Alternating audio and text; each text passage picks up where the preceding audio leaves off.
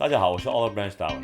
Happy belated Women's Day. We'd like to dedicate this video to all the women out there. We're going to talk about some fundamental differences biologically from men so that we can all reach our maximum potential. In this video, we'll be going over some specific health and fitness points of interest, thereby being better aware of can help take you to the next level of performance or understanding.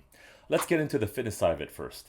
If you're a regular follower of my channel, then you'll know that I'm a firm believer in the benefits of strength training, and this is especially true for women. Having increased strength has a huge correlation to living a longer life. Not only do you get to live a longer life, but also higher quality of life, because your bones will be getting stronger. Also, it's not a surprise that women are, generally speaking, more flexible than men. That's because they produce this hormone called relaxin that actually makes their ligaments relax more. This is mainly for the purpose of giving birth, but this hormone can actually reach to as far as your foot bones, causing some pregnant women to even go up in shoe size. This means women in general do not need to allocate so much time doing stretching exercises as men do not have as much relaxin in their bodies. Even for women who do strength training, it's very difficult for them to build big muscles. That's because they don't produce as much testosterone as men do, which makes their muscles get big. It's very common for women to be doing more cardio-based or aerobic-style exercises. And that's great for improving your cardio fitness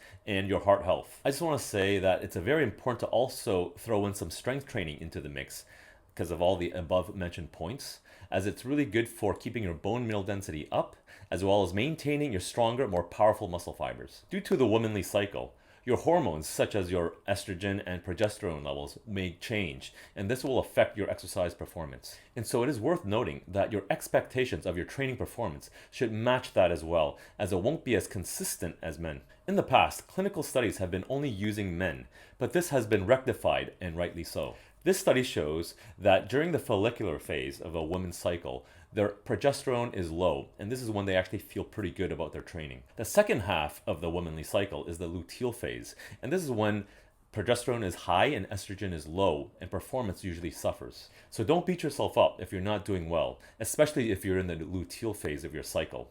Hormones are powerful forces. If you're more serious about your training, however, you can plan around your cycles. For example, during the luteal phase, you can plan more aerobic style exercises because steady state exercises won't require that much energy output, and so you can sustain that longer. During your follicular phase, that's when you can probably squeeze in a little bit more maximum effort exercises. Okay, let's transition to women's nutrition now. In our recent video, we talked about how people don't get enough protein, and that includes women. Here's the formula to calculate how much protein you need per day. For example, if you're a 55 kilogram woman looking to gain some muscle mass, then you should be eating at a minimum 88 grams to 132 grams of protein per day. Not only that, women also need other items such as calcium, iron, and folic acid, especially if you're trying to have a baby.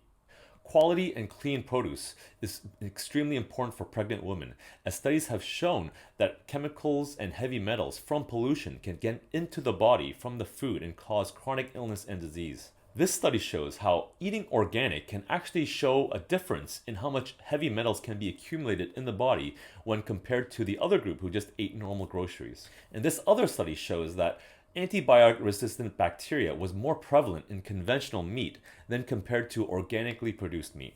All of this is to say is that the quality of your groceries has an impact to your health. So if you can, try to choose more higher quality groceries. So that's it. I hope you found that useful. And as always, please leave any questions or comments below, and I'll see you next time.